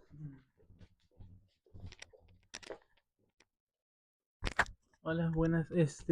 Mi pregunta es, ¿cuál es la desintegración que considera usted que es la más cercana al descubrimiento de nueva física? Uy, pues yo creo que los prohibidos, si se ve algo, ya está, ¿no? Y tienen una señal muy limpia. Bueno, por ejemplo, un tau en un muón y un fotón. El muón se puede detectar, el fotón se puede detectar. Ambos tienen que tener exactamente la misma energía si estamos en el sistema de reposo del tau que se desintegra. Pues medir un muón y un electrón que salen en direcciones opuestas es cada uno con la mitad de la masa aproximadamente del tau. Es así de limpio, ¿no? El problema es cuánto vale. Y eso es también lo más interesante para la parte experimental. ¿Qué tal? Si tú tienes que buscar y ver si lo encuentras, a pesar de que los teóricos digan que vale. Si no hay más física que la de los neutrinos masivos, eso es, puede estar, puede ser. Perdón, si hay nueva física aparte de los neutrinos masivos, eso puede tener un valor observable, como unas tablas que les mostraba por ahí, ¿no? En algunos modelos.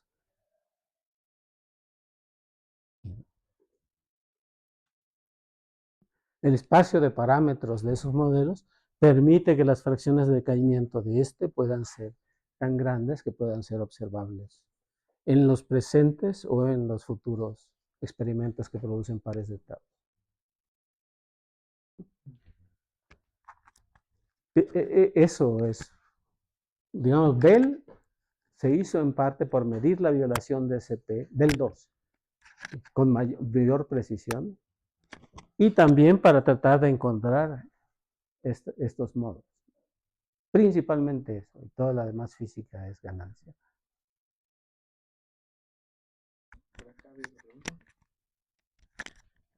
Muchas gracias por su presentación.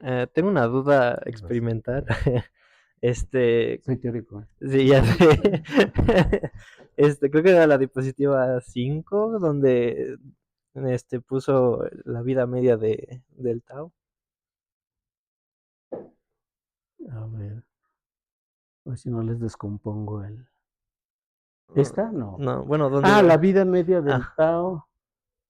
Creo que era. Ajá, y ¿cómo es que lograron llegar a ese número de la vida media? ¿A cuál? ¿A la predicción teórica? No, al experimental. ¿Al experimental? Ajá. Bueno, esta es una medida que actualmente está dominada por el experimento LEP. ¿Sí? Entonces, en LEP se hacen chocar electrones y positrones a una energía equivalente a la masa del Z y se producen pares de tau. ¿Sí? Entonces, lo que observan es el punto donde se produce el tau, o lo reconstruyen de alguna manera. Bueno, es el punto de colisión, básicamente. ¿Sí? Y luego el punto donde se desintegra. Entonces, midiendo la distancia que recorre el tau, ¿sí? Y la velocidad que tiene, porque se puede reconstruir de alguna manera su momento, tú puedes tener el tiempo de vida que él tiene. Que tienen, ¿no? Sí, exacto. Gracias. No, de nada. Muchas gracias por la presentación. Bueno, al igual que mi compañero, también trabajo más bien en la parte experimental. Me llamó la atención el contexto histórico que nos presentó al inicio.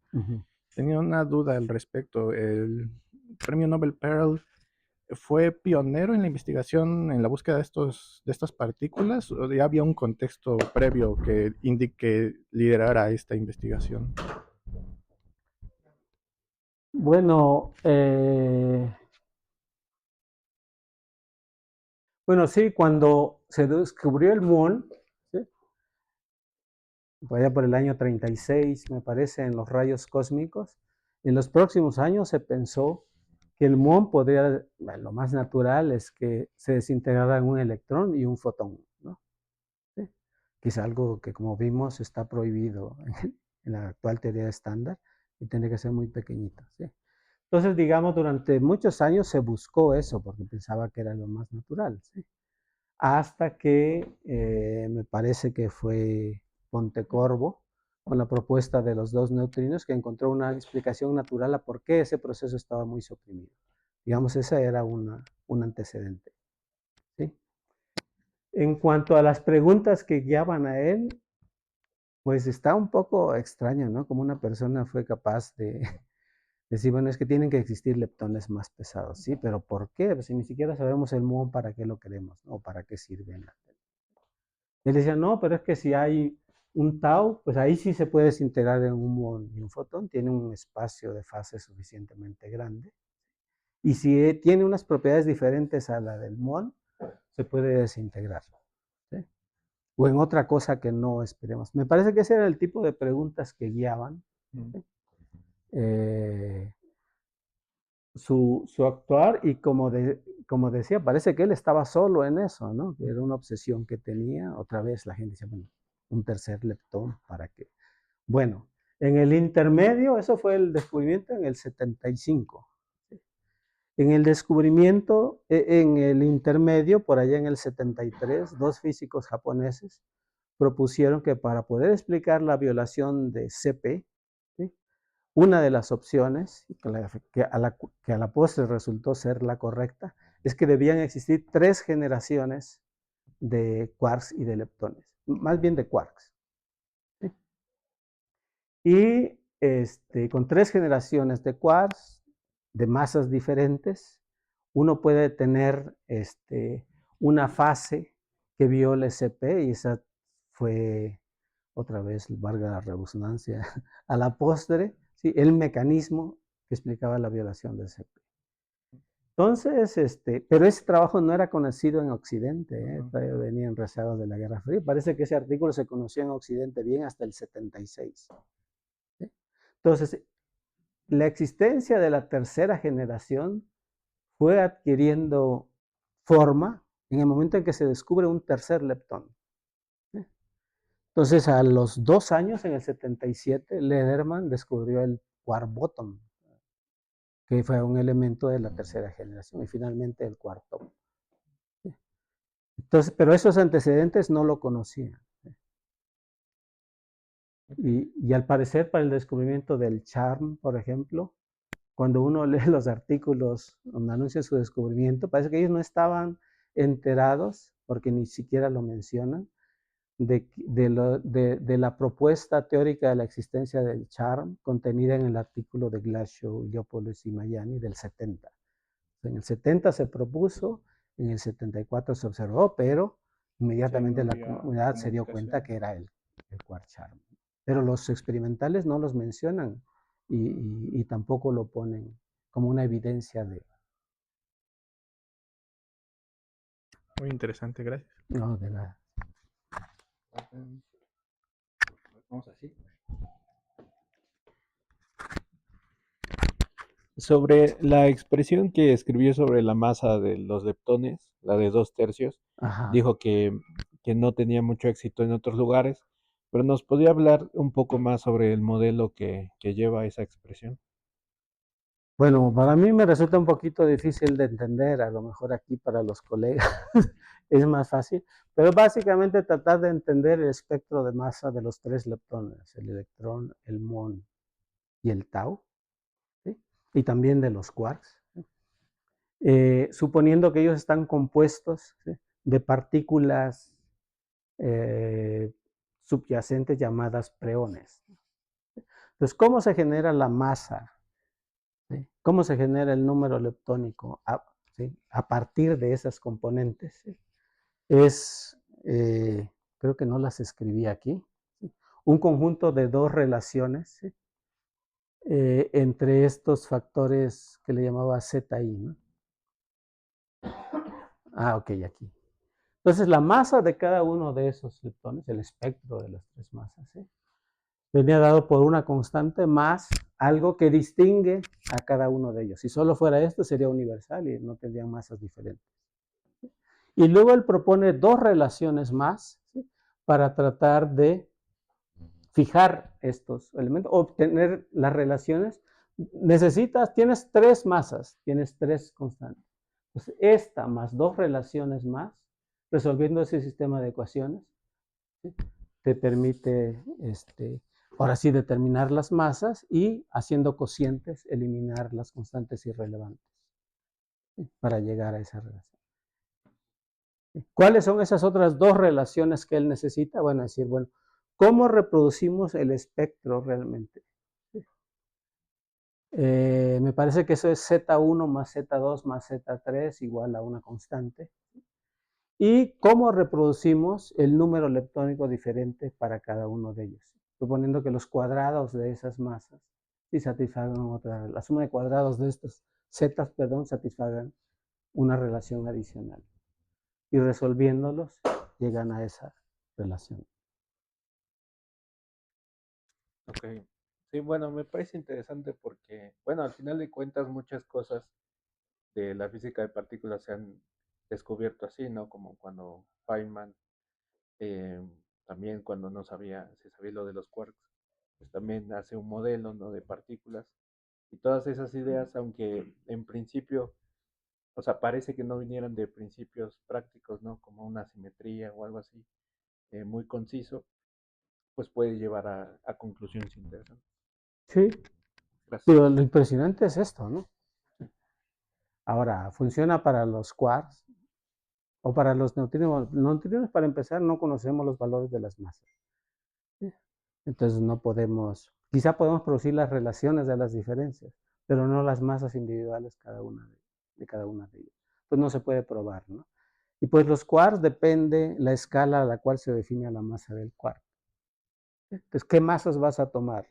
Si tomas las masas del polo, no se satisfacen igual que esto.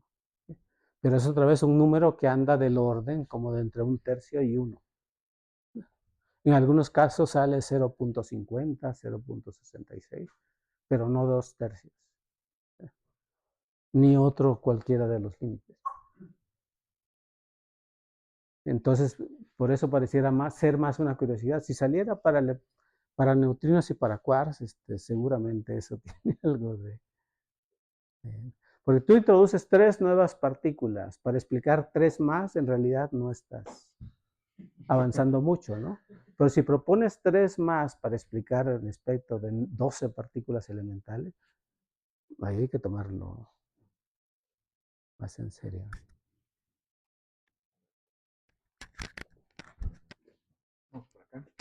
Gracias. Gracias por su plática, profesor.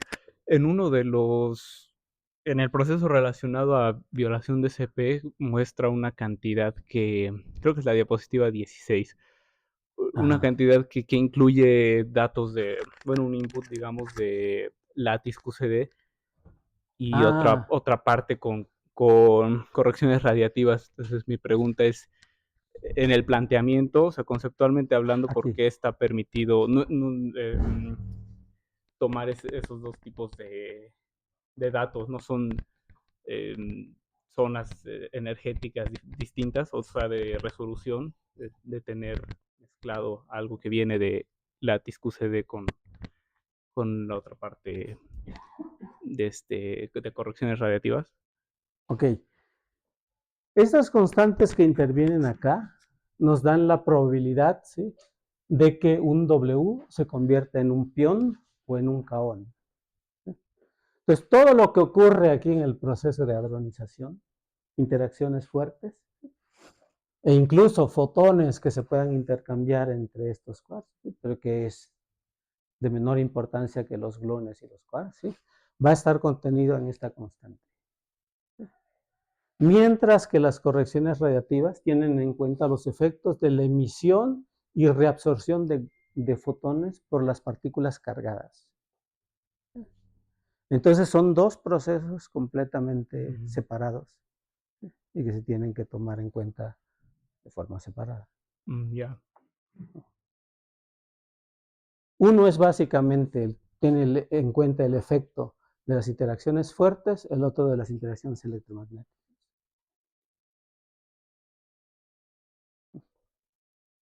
No sé si eso... Sí, sí, es que no entendía que son dos procesos de distinta naturaleza, pero ocurriendo. En el mismo proceso. Ujú. Gracias. Hola.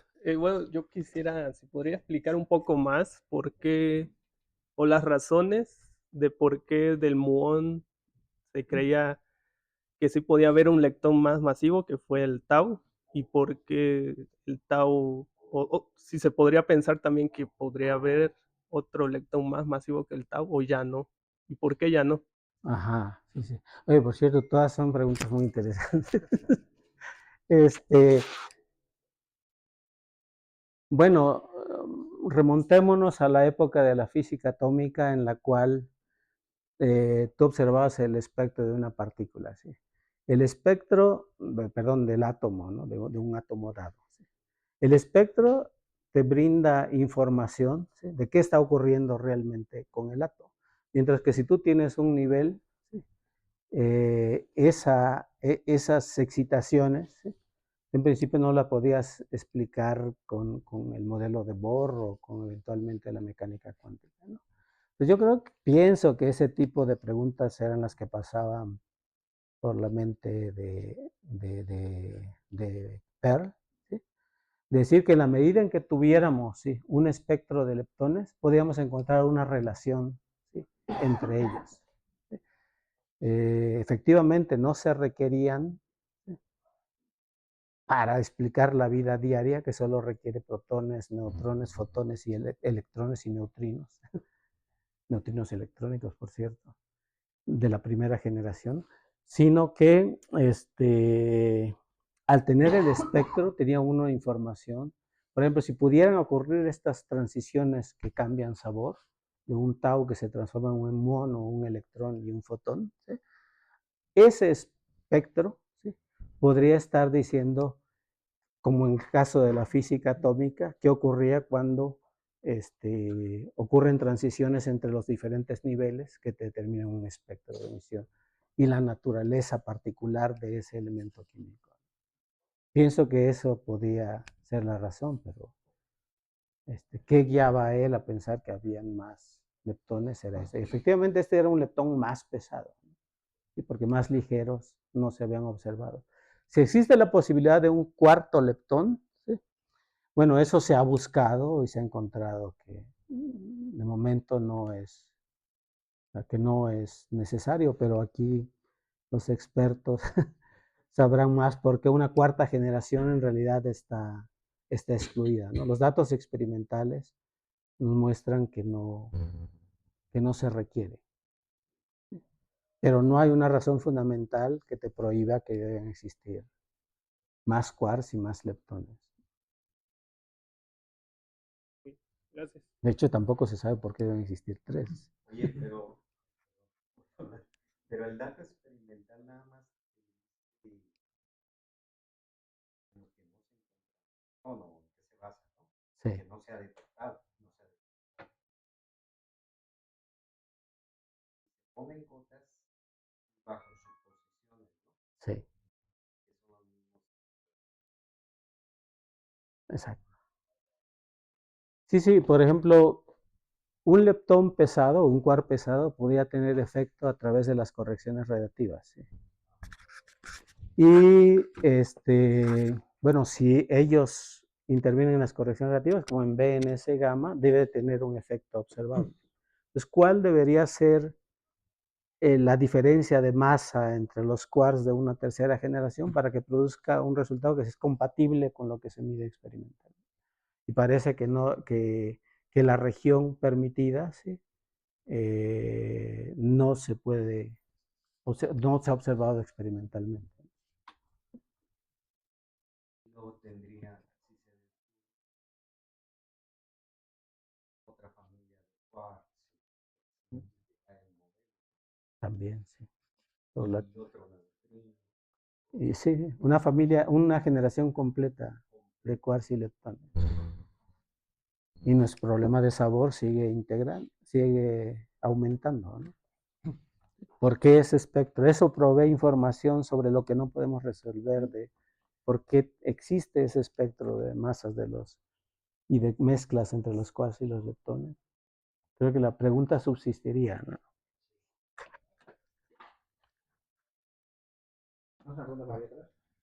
Buenas tardes, muchas gracias por la plática.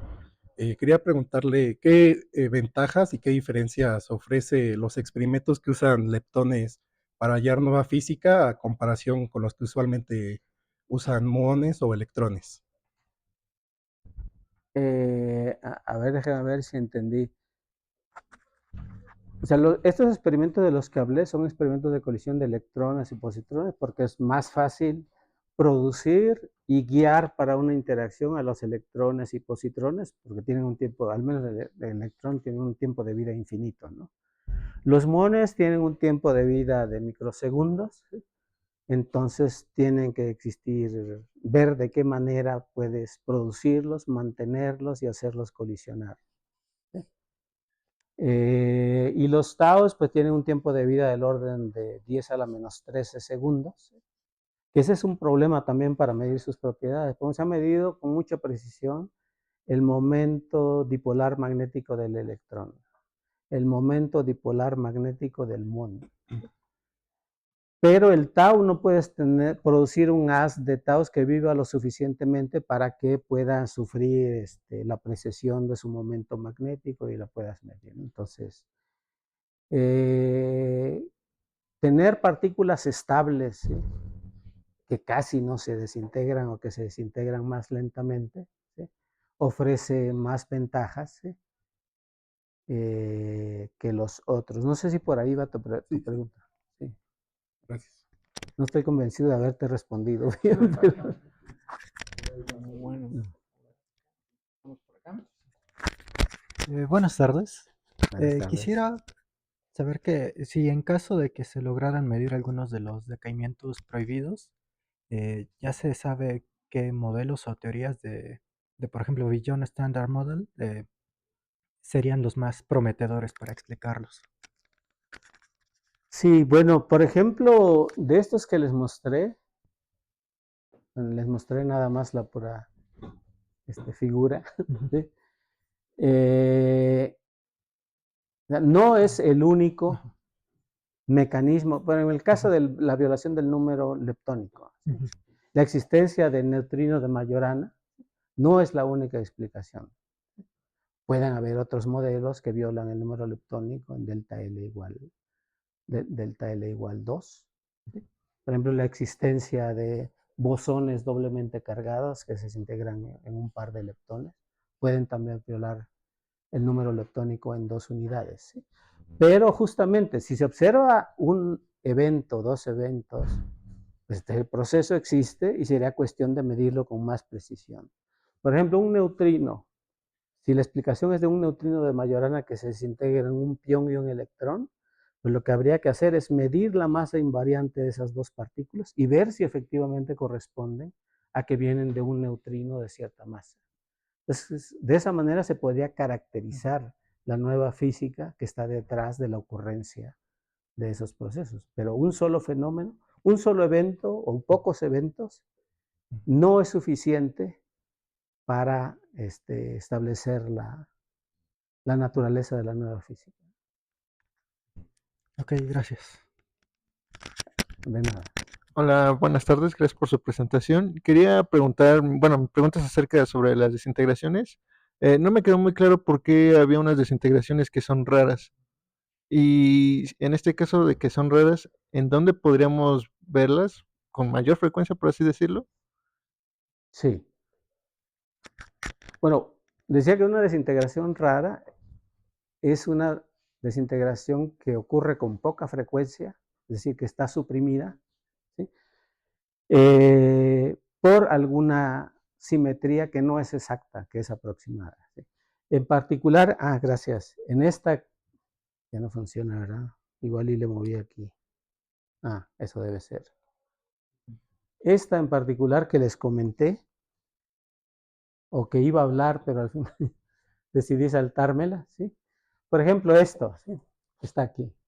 Existe una simetría de las interacciones fuertes que se llama la G-paridad.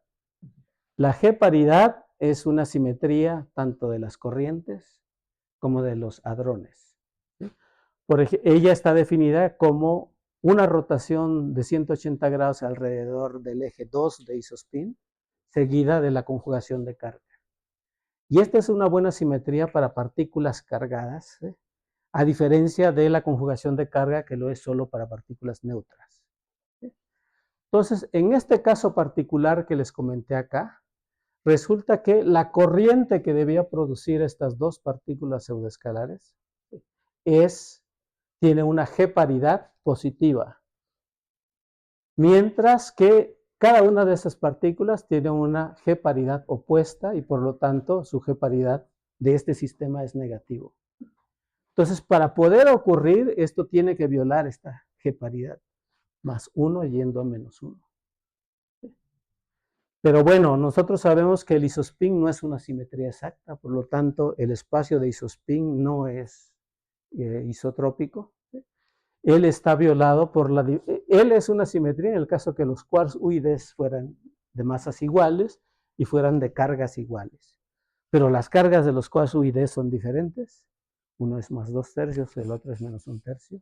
Y las masas de los quarks Us son diferentes porque si no el neutrón y el protón tendrían otro tipo de... El protón sería más pesado que el neutrón. Bueno, entonces eso es la naturaleza. Entonces, puede ocurrir, ¿sí? Violando la simetría de isospin. Pero, como la simetría de isospin se viola muy poquito, entonces este proceso está suprimido. Y las interacciones electromagnéticas, pues son pequeñas. Ya no lo mostré, pero por ejemplo aquí, ¿no?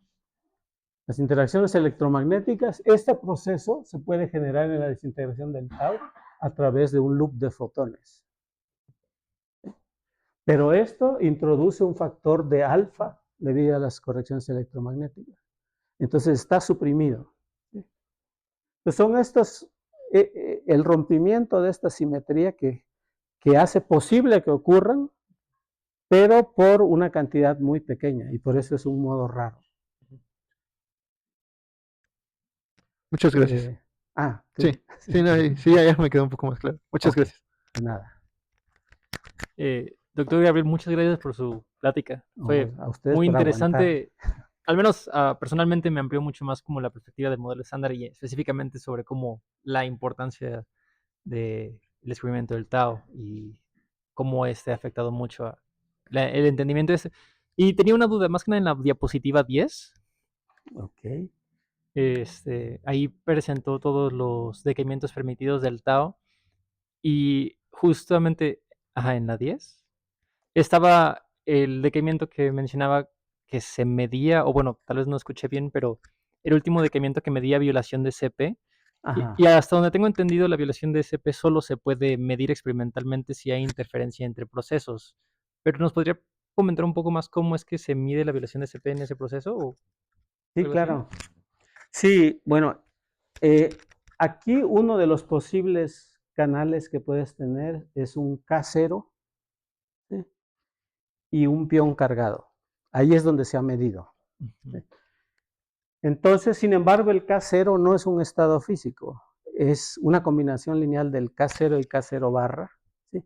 Que es un estado físico y a ese se le llama el K-short. Entonces, midiendo las desintegraciones de taus cargados negativamente en un K-short y en un pi menos, comparándolo con la de un tau más, ¿sí? y un K-short y un pi más, ¿sí? Cada una de ellas tiene una interferencia, justamente la que viene del K0 y el K0 bar. Y eso es lo que hace que, si uno hace la simetría entre taus cargados positivamente, decayendo en lo que ya dije, y menos taus descargados cargados negativamente, uno positivo menos el otro negativo, entre la suma, eso lo midió la colaboración Babar, ¿sí? Y sale del orden, en vez de salir lo que se espera en el modelo estándar, ¿sí? Que es una cantidad positiva, sale negativa, ¿sí? De la misma magnitud, pero negativa. Pero sí viene de una interferencia entre dos amplitudes, ¿sí? Y esa interferencia es justamente la que viene de la combinación lineal de los estados físicos en términos de los estados K0 y K0 bar. Vale, muchísimas gracias. No, de nada. Última pregunta. Gracias. Muchas gracias por su plática, profesor.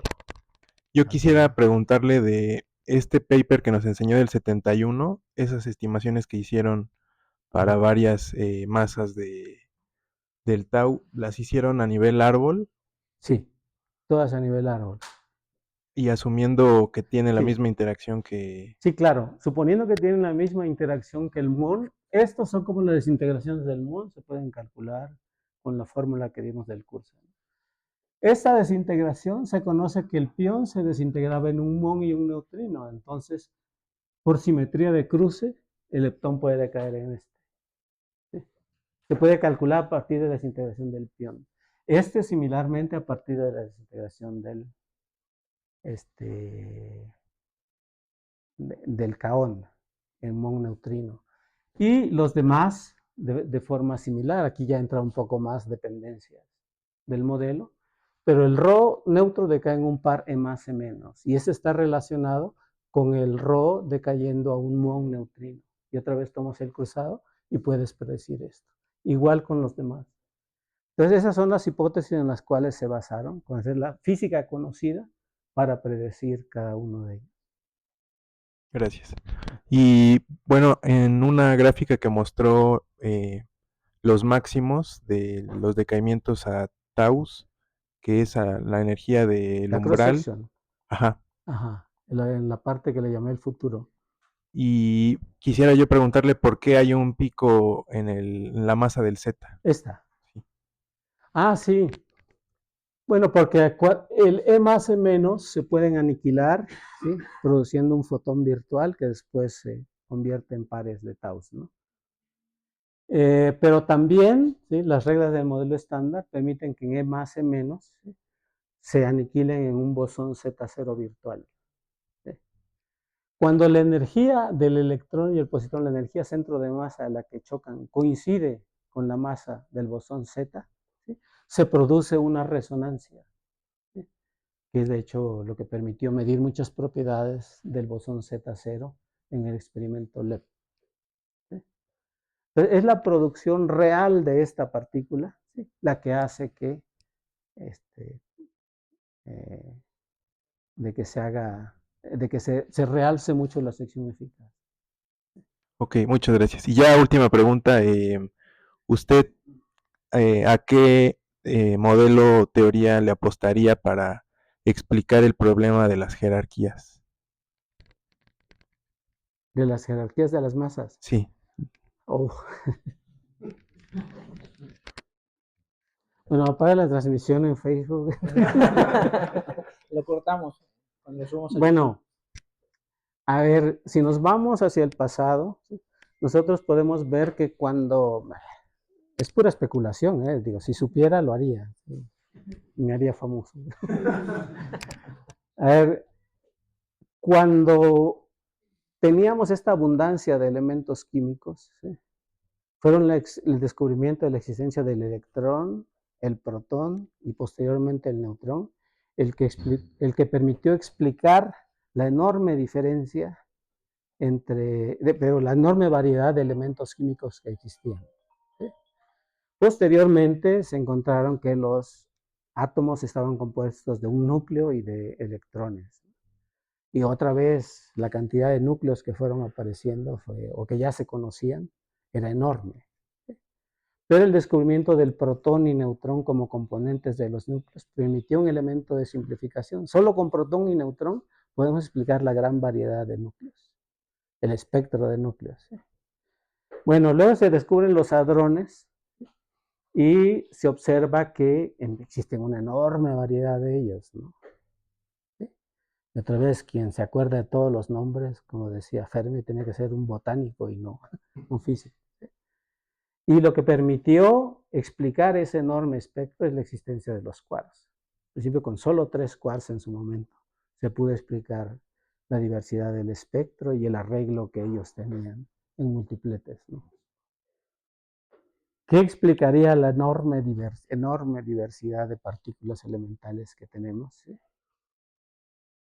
Pues es pura especulación, pero a mí me suena que podría ser una estructura más elemental de ellos, ¿no?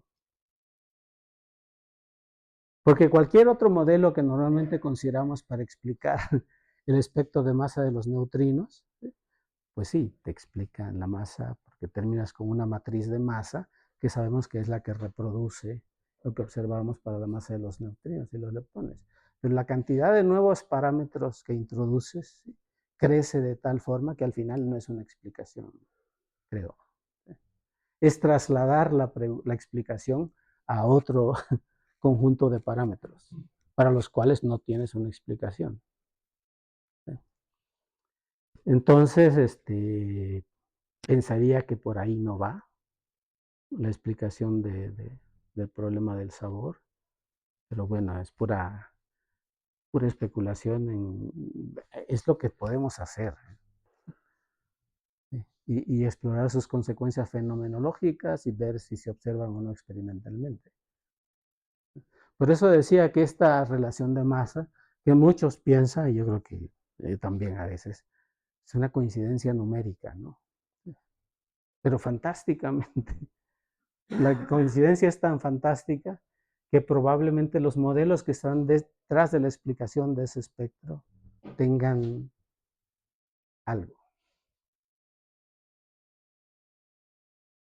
Y lo que la historia nos ha mostrado con los átomos, los núcleos, los hadrones. Ok.